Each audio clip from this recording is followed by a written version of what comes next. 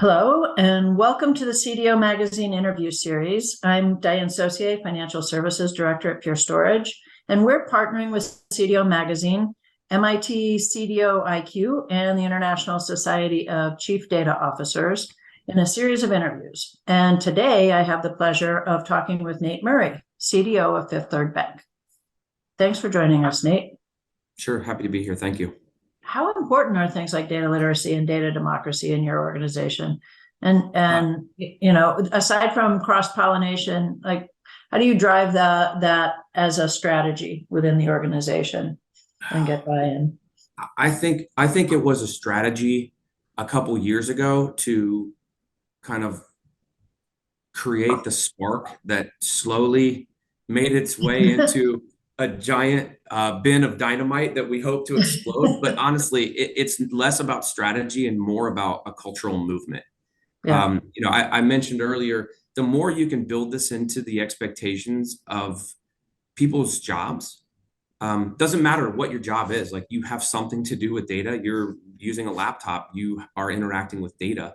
The more you can build that in and educate folks on, the potential business value and get folks to lean in on the controls, the availability, the general, you mentioned democratization, right? And that's, well, I have data, but you don't have access to this data. How do we publish that data in a standard way so that now you have a keying strategy that allows disparate data sets to come together to become even more valuable than individual data sets, right? Coming together to become curated, right? And potentially leveraged again, many, many times. And I think that cultural movement, it sits at the center of any kind of progress. And honestly, years ago, I was begging people to try new things. And now I feel like I'm getting yanked along whether I want to or not. I mean, I no longer sell that data is valuable. They're literally waiting for me to create the new capabilities and the new self-service wrappers and all of the stuff on top of that. And then as well as talent export, right, folks into those organizations so that they can do it for themselves and no longer rely on me. That's all a big cultural movement. And I love it because, I think back even to previous roles at previous places that I've worked at, and it was so hard to get people moving to really, you're hard selling what data is the new oil, remember that from 10 years ago? Yeah. Well, like that's come and gone and everybody's already like, yeah, duh. Can you just get it to me? So we're in that, right? And that's already taken off. And so that's where the education and the control of that data and the management of that data becomes critical. And I think that's where we sit today. So. And in the financial space, as you mentioned, very, very highly regulated. Yeah. So you have that additional layer of, managing data privacy and data sovereignty. Everybody wants the data. Who's allowed to have the data and what can they have and how can you anonymize it so they can all use it and all of those kinds of interesting things. It's like a multi-dimensional Rubik's Cube. Then they just keep adding axes. You know what I mean? It's just slightly more complex each time we try, but honestly, that's what makes it cool. I feel like if we can solve these problems in a highly regulated industry, we can solve them anywhere because it's just really hard to democratize while fill in the blank. And so I think it's been a very challenging math problem for the last few years for a lot of smart people. So been enjoying it. Oh, that's good. That's good. I hate Rubik's Cubes. I was never really good at that, but I like the data stuff. That was my COVID. I taught myself how to do that over COVID. So there you go. Needed to do something. So. So this is sort of a really broad question to end with. Looking into your crystal ball as a CDO, what are some of the technologies and the trends that you see as the biggest game changers for banks such as Fifth Third in the next few years? Without letting any corporate secrets, obviously, I'm just going to name off some technology maybe and maybe some patterns. So I'll tell you one that's, I think, highly underutilized just in general is data virtualization. We made an investment in data virtualization a couple of years ago. The ability, like we talked about, cloud workloads versus on-premise workloads and understanding which should fit where. virtualization brings those together without physically doing jobs and, Right. service management and having to, wait, and all of those types of things goes away. All the traditional overhead of doing warehousey type work goes away with data virtualization. But there's a learning curve with that. There's also a price tag with that. So you really have to be careful with how you deploy your virtualization capability. But wow, in the future state where you have data sprawl and your gravity, literally, there is no center of gravity. It's just everywhere. Virtualization becomes more and more, a game change.